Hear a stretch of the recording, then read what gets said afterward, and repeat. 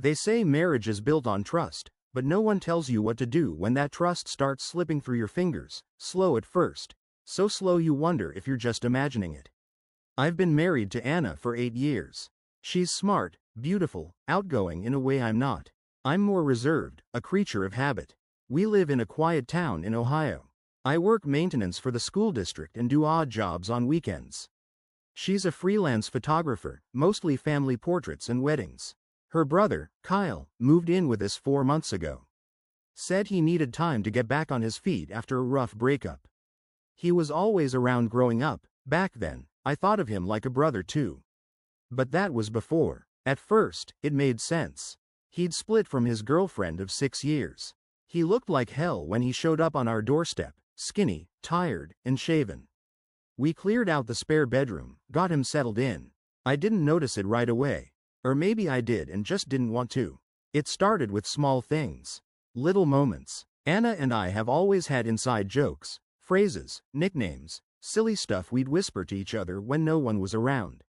But lately, she was whispering those to him. One night, I was in the garage sorting through some old tools when I heard them laughing in the kitchen. And not just a laugh, but her laugh. The deep, belly one she usually saves for when we're watching old sitcoms in bed. Only this time, she wasn't laughing with me. It wasn't like they were hiding anything, not outright. But that was the problem. It felt too easy, too casual. He'd touch her back when walking behind her. She'd ruffle his hair when he said something dumb. I tried to tell myself they were just close siblings. But some things, they didn't sit right. One Saturday, I came home from picking up plywood for a backyard project. I opened the front door, and I heard them upstairs, muffled voices, close together. Her door slammed, and a second later, Kyle came bounding down the stairs, shirtless, towel slung over his shoulder. "Oh, hey man," he said, a little too cheerful. "Didn't know you were back already." He brushed past me, and I caught a whiff of her perfume on him. Not his body wash, hers. I froze at the bottom of the stairs. I stared up at our bedroom door. I wanted to go up there and ask her what the hell was going on. But I didn't. I couldn't, because if I was wrong, if I wasn't seeing what I thought I was seeing, then what kind of husband would that make me? So I told myself I was paranoid, that I was jealous, that it was weird, sure, but maybe just because I'd never been that kind of close with anyone but her. That night, she was extra affectionate, kissed me twice on the cheek before bed, ran her fingers through my hair while we watched TV. I think she could feel me pulling away. Or maybe she was just trying to keep the mask from slipping. I didn't sleep much. I laid there staring at the ceiling while she breathed soft and steady beside me. The next day, I went to work like normal. Fixed a leaky pipe in one of the high school bathrooms, replaced a rusted light fixture. But my mind wasn't there. Because I kept seeing it, her perfume on him, the way she smiled at him, touched his shoulder, laughed at his jokes like he was more than just her brother. I told myself, you're being crazy. But that night, I found something. Something small, something I couldn't ignore. That night, she said she was tired. It was a Sunday. We usually spent it slow. Late breakfast, yard work, then Netflix and beer on the couch. But she was quiet all day. Distant, kept checking her phone, even when we were eating. And Kyle, he was gone all afternoon. No explanation, just said, "I've got stuff to take care of," and left without another word. She went to bed early. Said she had a migraine. I tucked her in like always, kissed her forehead, and told her I'd clean up the dishes. She smiled weakly and turned over. I didn't go to bed right away. I couldn't. I kept thinking about that perfume. The way she touched his arm last week while they were watching a movie and I walked in. The way they looked at each other when they thought I wasn't paying attention. I poured myself a drink, sat at the kitchen table, and tried to talk myself down. I kept thinking, don't go looking for something you don't want to find. But I couldn't let it go. Something in me had already shifted.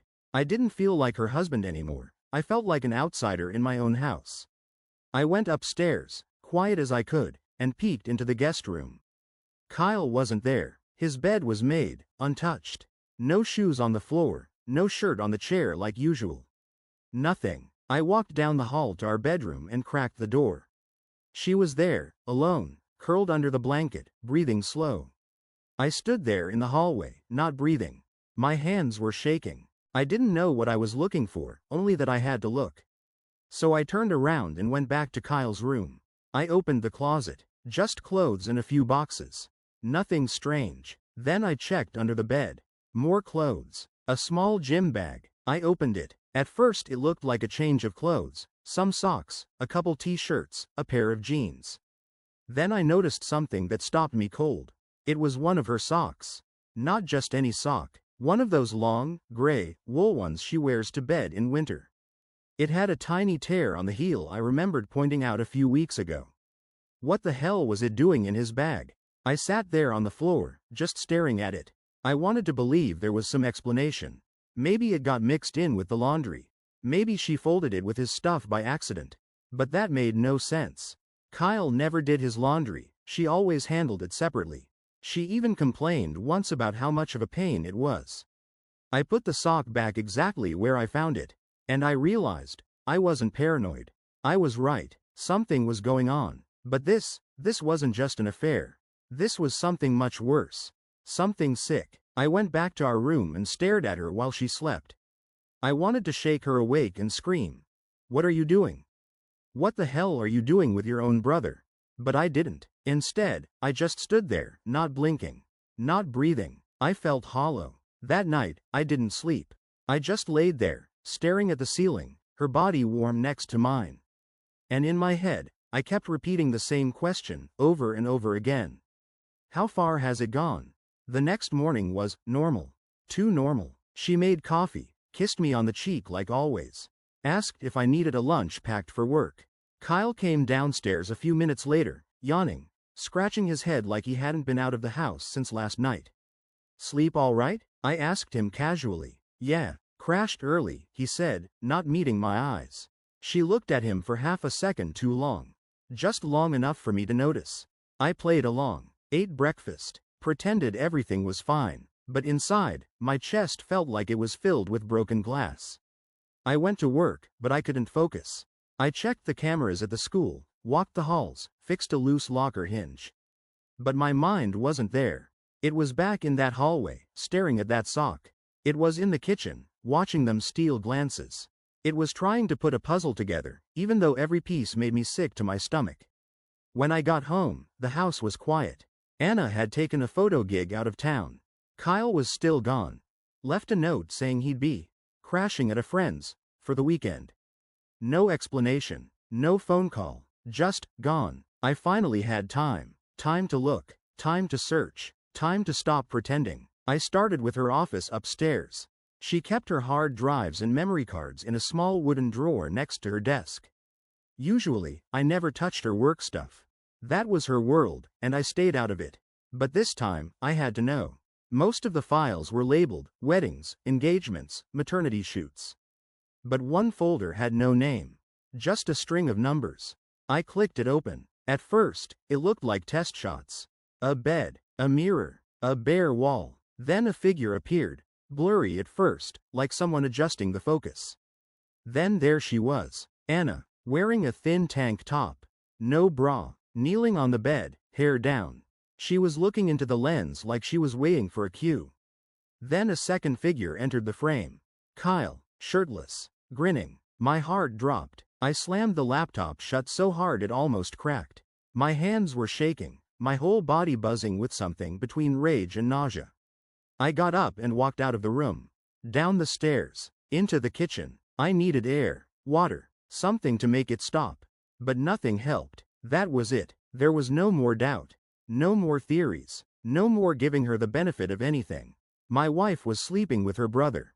And they filmed it. I stood in the middle of the kitchen for a long time. Staring at the fridge, the floor, my feet. I didn't cry. I didn't scream. I just stood there, while something inside me cracked. Because I realized, this wasn't just betrayal. This was something far beyond anything I ever thought I'd have to process. How do you even explain that? Who do you tell? Who would believe you? It wasn't just that she cheated. It was who she cheated with. And I knew, from this moment forward, nothing about my life would ever be normal again. I didn't confront her that night. I had the laptop, the files, the image of her on that bed forever burned into my brain, and still, I said nothing. Why? Because I didn't know how. Because I was terrified of what would come next. Because once I said it out loud, it would all become real in a way I couldn't undo. She got home late from her shoot. Said she was tired. I watched her move around the house like she always did. She put her keys in the bowl, rinsed her water bottle, kicked off her shoes. Normal, routine, like I hadn't just seen her on camera, doing things that made my skin crawl. She kissed me on the head as I sat on the couch. "Everything all right?" she asked. I nodded, lied. That night, I barely slept again. Every sound in the house made my stomach tighten, creaking floorboards, pipes humming. I kept picturing them sneaking into each other's rooms after I fell asleep. I kept thinking about how long it had been going on, and how many nights I'd kissed her goodnight, thinking she was mine. By Monday, I had a plan. Small steps, quiet ones. I bought a voice-activated recorder online. Nothing big, just a little pen-sized thing that could sit in the living room or the hallway. I couldn't rely on emotion anymore, I needed facts. I needed to know if it was still happening, or if I just found leftovers from a mistake she regretted. A small part of me was still hoping, begging, for that. That it had ended, that it was some temporary psychotic break in their heads. Some twisted, disgusting mistake they'd both come to hate.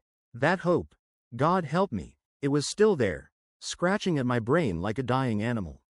But deep down, I knew better.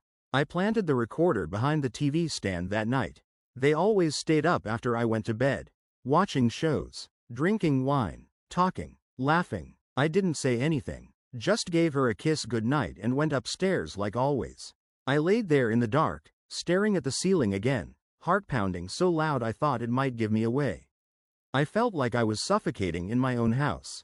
The next morning, I woke up before both of them and pulled the recorder. Listened to the audio in my truck in the school parking lot. At first, just murmurs. The TV, glasses clinking. Then his voice. "You think he suspects anything?" Her voice. "No, he's either in denial or too good at pretending." Silence. Then laughing. Then, a sound I can't even describe. Low, breathless, skin against skin. I turned it off. I turned it off before I could hear more. My hands were shaking so badly I had to grip the steering wheel just to calm myself. There it was. Confirmation. Proof. Not just of the act, but of the intent. The awareness. The complete, calculated choice to lie to me. To use my trust as cover. They weren't just doing something sick. They were doing it while looking me in the eyes. And I realized something else then. Something colder, sharper. I wasn't just hurt anymore. I was angry. I was done pretending I didn't see what I saw. Done playing the fool in my own damn home. But I couldn't blow up yet. Not yet. I needed to be smarter than them. Because the next part? That would take everything I had. You always imagine you'll scream when you find out. You think you'll throw a chair through a window or pack a bag and vanish. But in real life, it's quieter. Slower. It's sitting in your truck with a cheap recorder in your hand, watching the school kids cross the parking lot while your entire life plays back in your ears. It's pulling into your driveway later that night, and wondering if the front porch light looks different now, like it belongs to someone else's house. It took me 3 days to shake the fog. 3 days of going through the motions. Fixing ceiling tiles at the elementary school. Laughing with the janitor like nothing was wrong. Sleeping next to a woman I could barely look at. And every time Kyle passed me in the hallway, barefoot, yawning, grabbing cereal like he had no care in the world, I had to fight the urge to slam him into a wall. But I didn't, not yet. Instead, I started writing things down. Times, locations, when they were alone, when I caught glances, conversations. I made a spreadsheet. It's the kind of thing I used to tease Anna about when she tracked her photo sessions. Now I had one of my own. Day 1. 11:52 p.m. Her door opens. Light footsteps, muffled voices down the hall. Day 2. 9:13 p.m. Shared wine. Sat close on couch, her legs over his lap. Day 3. 2:27 a.m. Door creaked. Someone back to guest room. Pattern, rhythm, proof. I also started using my old phone as a dummy recorder. I'd leave it charging in random spots before bed. Living room, hallway, once even under the couch cushions. Nothing fancy, just sound. I didn't want video. I couldn't take that. And every morning, like clockwork, I'd listen to just enough to confirm what I already knew. They weren't even being careful anymore. I think they figured I'd never believe it. Or worse, I'd never want to believe it.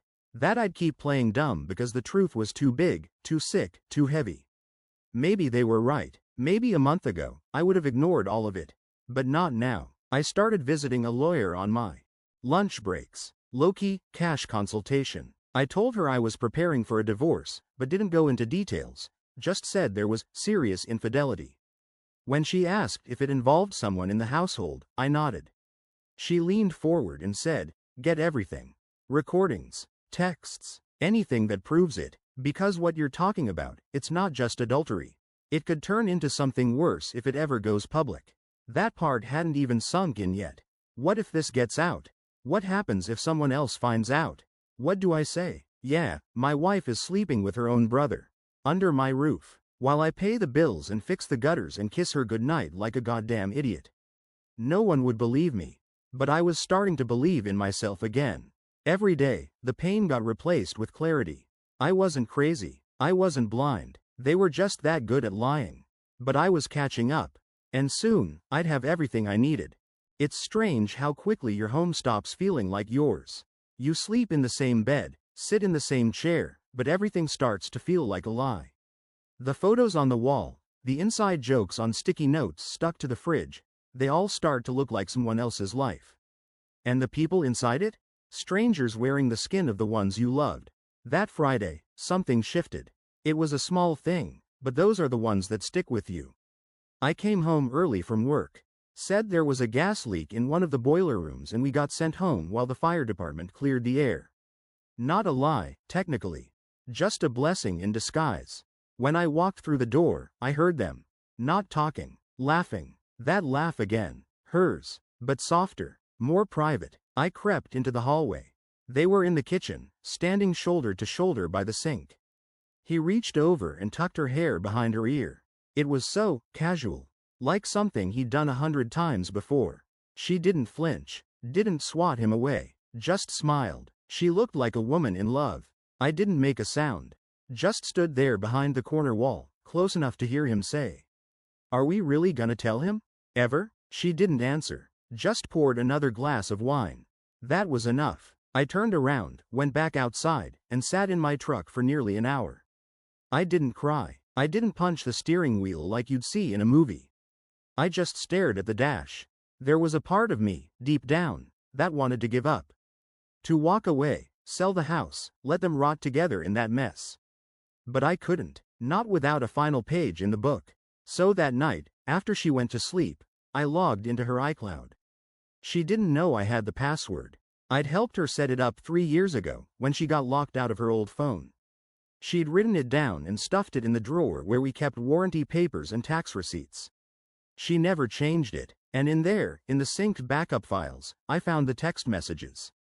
Hundreds, some explicit, most emotional. The worst weren't the sexual ones.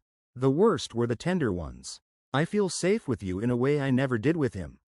I love the way you understand me. I don't care what people think. This feels real. Every line stabbed a little deeper. She talked about me like I was a ghost. A man who was physically present but spiritually absent. And I get it. I work long hours.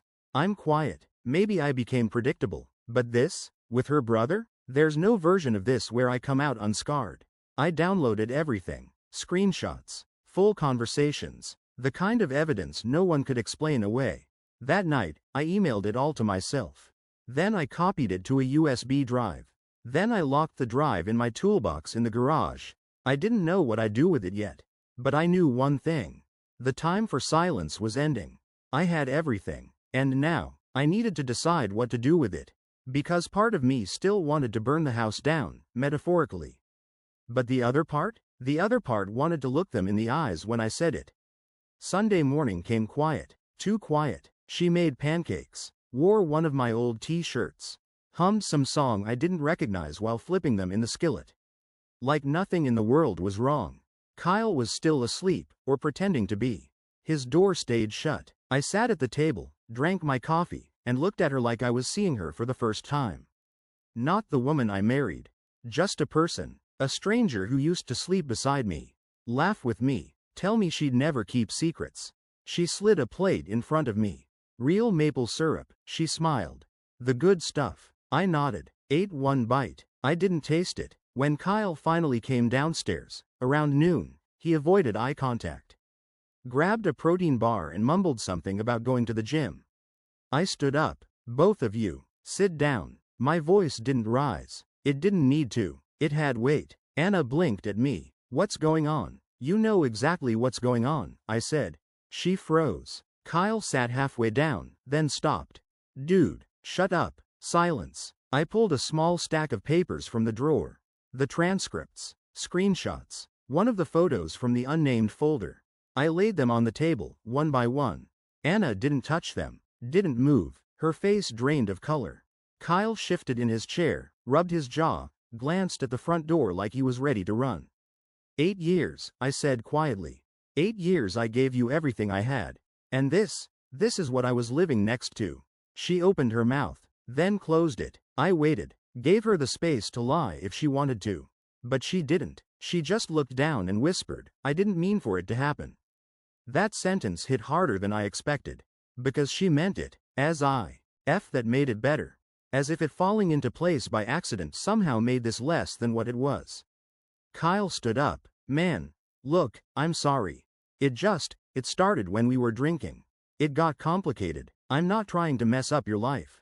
I laughed, not because it was funny, but because it was so ridiculous, the idea that he thought my life wasn't already in pieces. I want you gone, I said to him. By tonight. He looked at her. She didn't say a word. Just kept staring at the pile of papers like they might disappear if she looked hard enough. And you, I said to her, I'm not doing this here. You'll hear from my lawyer. We'll keep it quiet, but I want out, please. She started, reaching for my hand. I stepped back. No, don't touch me. You don't get to play wife anymore. She cried then. Big, wet, gasping sobs that sounded almost rehearsed. I felt nothing. Not anger, not pity, just tired. I turned and walked out the front door. I didn't pack a bag. I didn't need to. My friend Steve, who'd known something was off, told me I had a place to crash whenever I needed. I drove straight there, watched football in his basement, and didn't say a word until the second quarter. When he asked me what happened, I told him everything. He didn't say anything for a long time. Then he cracked a beer and said, Jesus Christ, man. I thought my divorce was bad. We both laughed, and for the first time in weeks, I breathed. Really breathed, because I had finally done it. I faced it. I didn't explode. I didn't burn the house down. I just walked away with the truth in my hand and my dignity still intact. The thing about betrayal is, it doesn't kill you, but it does strip you down, makes you rebuild from bone. And that's what I plan to do. Not for her, not in spite of her, but for me, because I know who I am now, and I'll never let anyone make me doubt that again.